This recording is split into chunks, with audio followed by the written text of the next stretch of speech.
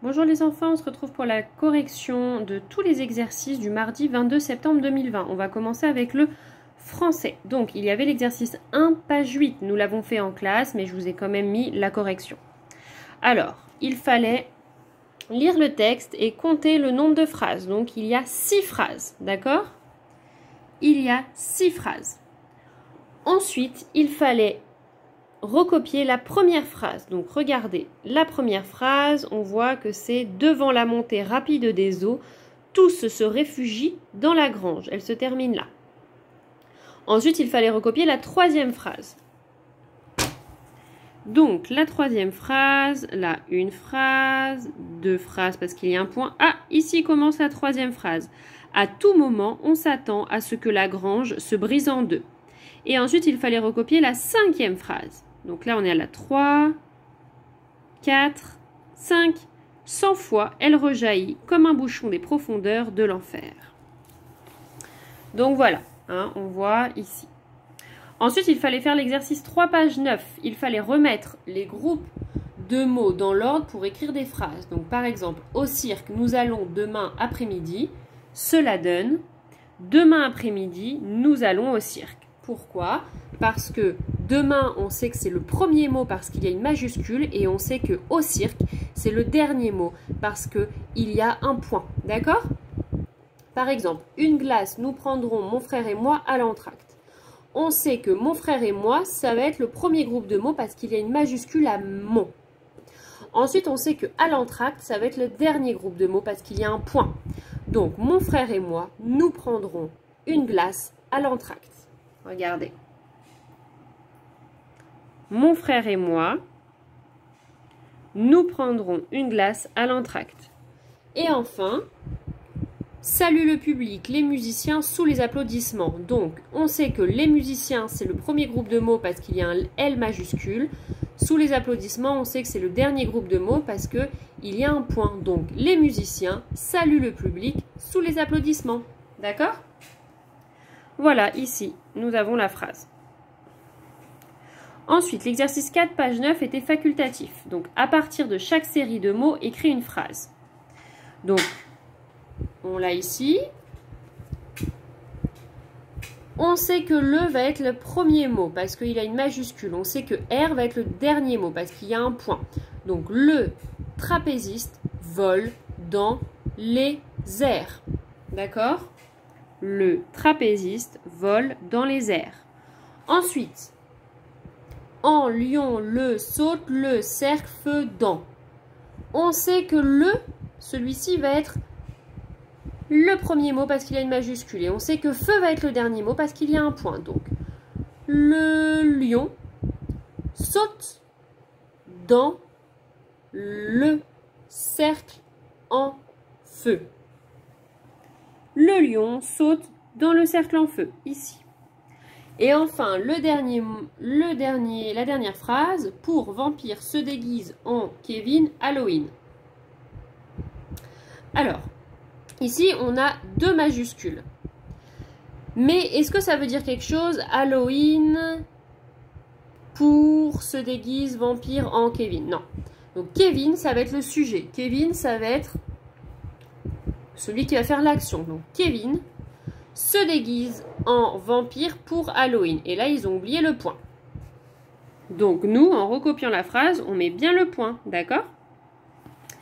Ensuite, l'exercice 6, page 9, il fallait écrire les phrases en ajoutant les majuscules et les points. Donc là, le spectacle avec une majuscule, on met un point à la fin de chaque phrase. Et on met une majuscule en début de phrase. Donc voilà, ça donne ça. D'accord? Vous voyez, le point, majuscule, majuscule, majuscule, majuscule. Ensuite, voici la dictée flash. Un artiste de la préhistoire dessine dans les grottes. Il utilise ses doigts.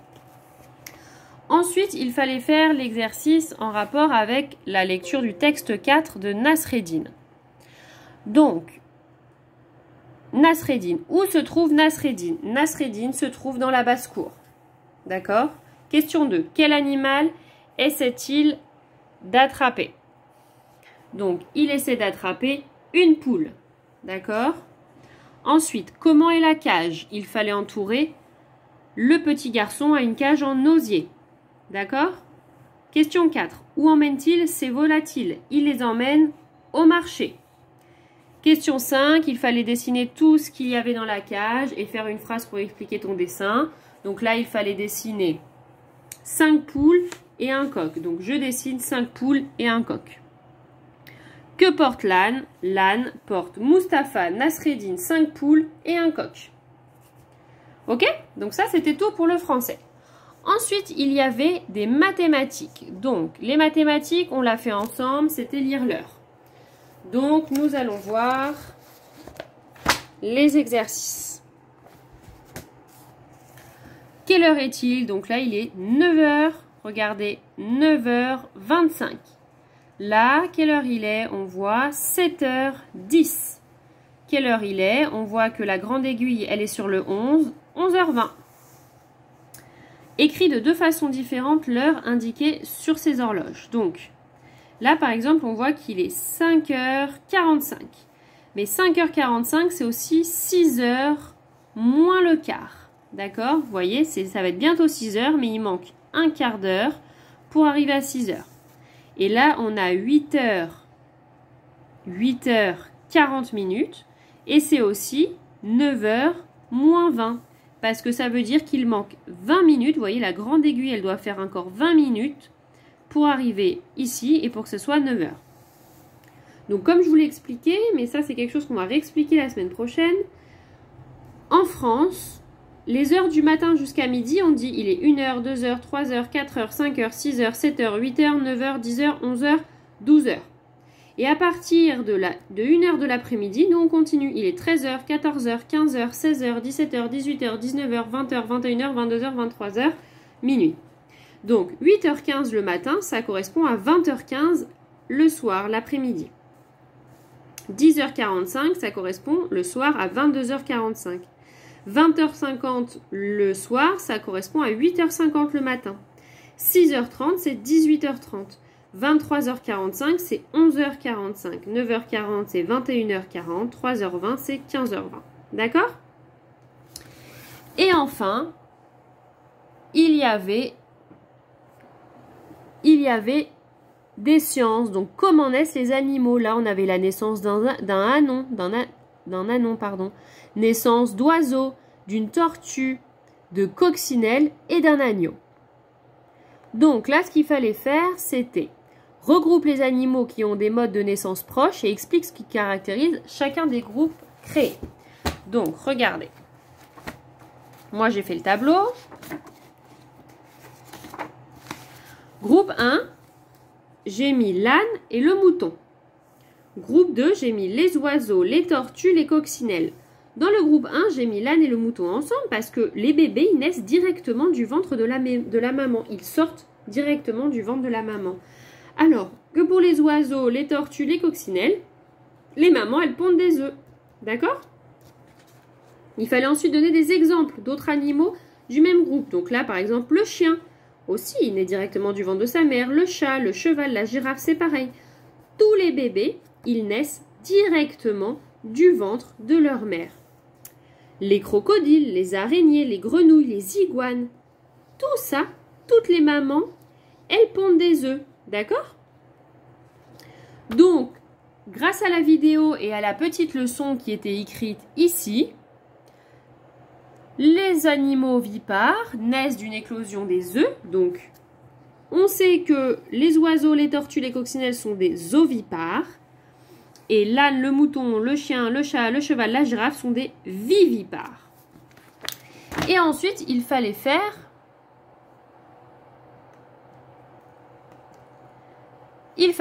le jeu sur Learning Apps. Donc, on va le faire ensemble. Il fallait dire si c'était des ovipares ou des vivipares. Donc, par exemple, la libellule, elle sort de l'œuf ou directement du ventre? Elle sort d'un œuf.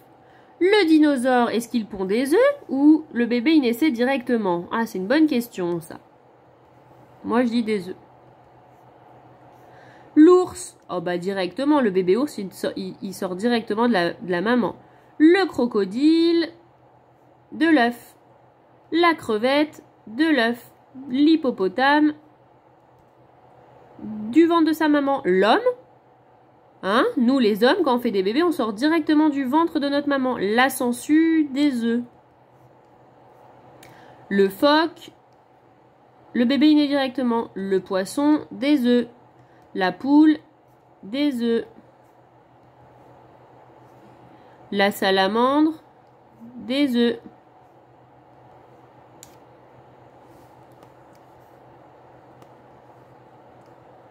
La baleine, du ventre. Le dauphin, pareil. La loutre, pareil. L'écureuil, pareil. L'éléphant, pareil, directement du ventre. Ah, le papillon, il fait des œufs. Ce petit animal, du ventre. Lui, il pond des œufs. On vérifie. Ouais, on a tout bon. Et voilà les enfants, c'était tout. À demain pour une nouvelle correction.